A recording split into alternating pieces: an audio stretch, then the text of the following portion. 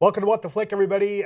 We are talking today about bad moms. I'm Matt Ashdy, Alonzo Duraldi right here, and Christy Lemire is going to tell us about the film Bad Moms, which is the story of her life. It is. Actually, I thought it was going to be. It's actually a documentary about suburban moms held captive who are unleashed out into the wild where they find the wonders of red wine.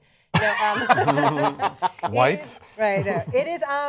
No, it's a comedy, and it's in the bad pantheon from Bad Santa to Bad Teacher to Bad Grandpa. It's actually pretty good. Mila Kunis stars as a wife and mother of two who is juggling work and parenthood and her marriage and just life in general, and feeling like she's letting everybody down at once and she's miserable, and finds two kindred souls in Kristen Bell and Kathryn Hahn who decide they are tired of trying to be the perfect parent all the time. They're going to be bad moms. Take a look. The bake sale. No BPA, no MSG, no BHA, no BHT, no sesame, no soy, and of course no nuts or eggs or milk or butter or salt or sugar or wheat. No. What's that now? I'm so tired of trying to be this perfect mom. I'm done. You said everything I've ever felt about being a mom, but couldn't say. There's so many rules now. Don't punish your kids. Don't say no to your kids. We all work too damn hard trying to make our kids' lives amazing and magical. This movie had a lot of, it came in with a lot of earmarks of like, oh God, this is not going to be, you know, like they showed it title. to us, they showed the title, they showed it to us late, the embargo lifted this morning, the trailer was not great. I was not expecting a lot from this movie. And while it is got a lot of flaws to it, it's pretty hilarious. I was shocked at how much I laughed at this movie. Yes. Yeah, I like this one a lot. I would say that this is a movie that sees Kathryn Hahn really like go full Kathryn Hahn. Yes.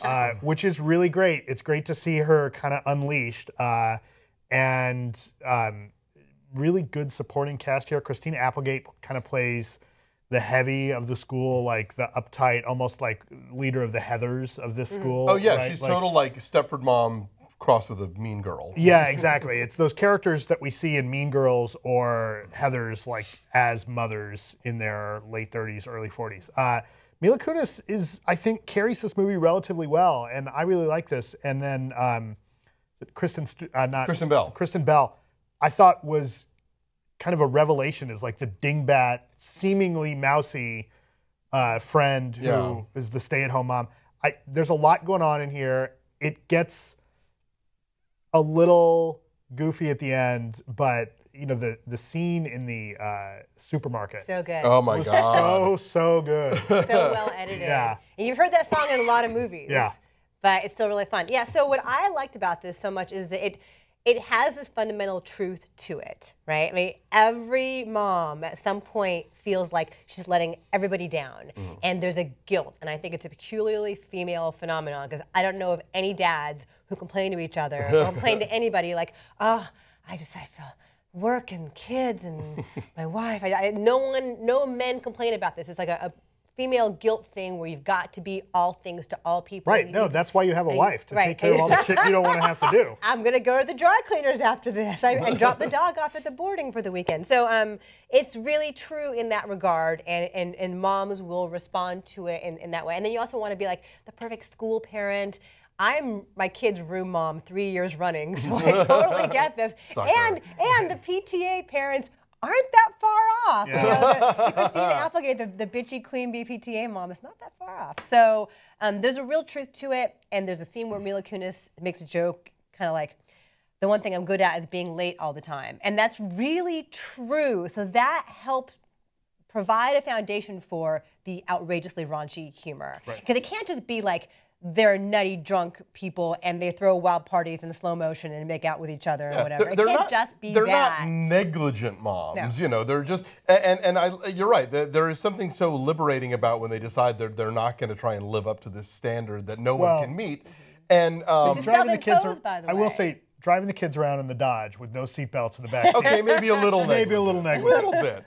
But no, I mean, like you get this sense of this great weight that they're throwing off of themselves. But the movie never stops being funny when, and that's the kind of thing where in a movie It's like, oh great, they're reaching self-actualization and liberation, or whatever. It's not always funny, but here it's funny.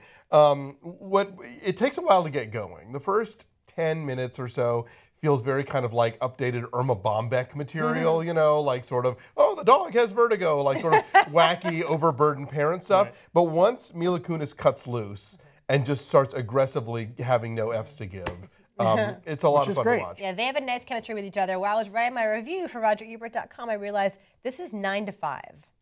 This is like updated 9 to 5, where you have 3 women from disparate backgrounds who come together to overthrow a bully and upend the system. Right. So Christina Applegate is Dabney Coleman. Okay. Right, and so Catherine Hahn is Dolly Parton, Kristen Bell is Jane Fonda, and Mila Kunis is Lily Tomlin. Mark. No one likes my analogy. Okay. I felt really proud of this. A touch of a stretch, but I'll grant it. I think it makes sense. Like they have this unlikely friendship. Right. The 3 of them wouldn't make sense together on paper as friends, but their chemistry is really great, and they are liberating themselves from their oppressor. It also reminded me a little bit of Office Space in that once she stops caring, things get better. Right. Once she stops being perfect, which I think is the lesson, though, right? Like, you can't care so much. Yeah. Stop making yourself crazy, because you're never going to be satisfied with what you do. Yes. You're always going to feel like you're less than as a parent. So you might as well, own that and just be okay with and go have wine at lunch. Yeah, like try, but don't kill yourself for not being perfect. And that's not society's problem. That is us. That is self-imposed. Yeah. We do that to ourselves completely. I will admit that. And we're not going to spoil it, but there's a great celebrity cameo in this. There's a great celebrity cameo, and then there's a great little segment during the closing credits, which is a surprisingly emotional little bit. You didn't like it? You're not reacting? I'm trying to remember what it was. There's something. Stay for the closing credits. Stay for the closing credits. I did, and I just don't remember what it was. Okay, well, I'll tell you. Okay, Clearly, it didn't resonate with you. But yeah, but I'll say Catherine Hahn really fast. Catherine Hahn. Again, there's like a wildness to her, but there's also a loyalty and a decency to her that make her feel like a human being and not just like a cartoon character. Yeah, she's the MVP here for sure. Yes. And there's like the one token hunk, which is Jay Hernandez is like the widow that all the other women are crazy about. Yeah. He's so badly written that I thought there was going to be like a third act plot twist where it turns out that he was working with Christina Applegate or something. Like, no, he's just badly written. No, you know what? I think all the men are badly written, and I began to wonder whether that was intentional. Because her husband is such a dolt. True. And such an asshole. Right. And all the men, even like Wendell Pierce is the principal. Right. Even he's like kind of a he's only got like a scene or two. Was that the boss? Her boss. Oh, Clark Duke. Yeah. Is an idiot. Although he has a great line where he refers to Mila Kunis as being part of the greatest generation, which I thought was funny. I should mention really fast, the guys who wrote and directed this. John Lucas and Scott Moore. Anyway, yes, they wrote The Hangover, all of the Hangovers. They wrote 21 and Over and directed that too. I thought this was their first. No, this is the second thing they directed. Oh. They directed that too. But they are men writing women. Smartly. I was happy about that. Doing it decently. I felt like there was a fair amount of like some of the funniest lines felt like they came from what was probably like they worked out in improv scenes as they were doing it. Like at the PTA meeting where they stand up and or the lunches where they or just the scene in the bar where they're or I mean even the scene where she's trying on clothes and they're going through the closet and like the whole. We've seen this clip, but when they start talking about the bra that Mila Kunis has, and she's like, "This is my sexy bra." Like that's a great scene. Although it's funny, there's an almost identical bra scene in The Boss, and Kristen Bell is also in that scene.